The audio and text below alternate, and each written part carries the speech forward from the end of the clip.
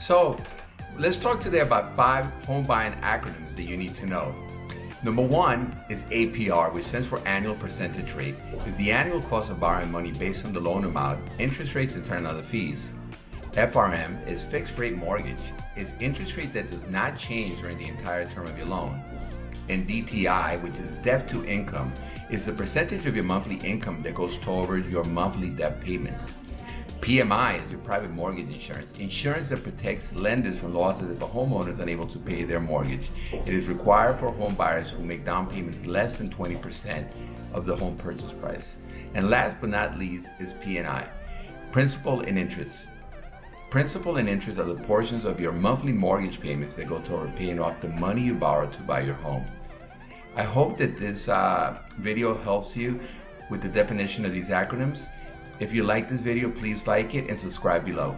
Thank you.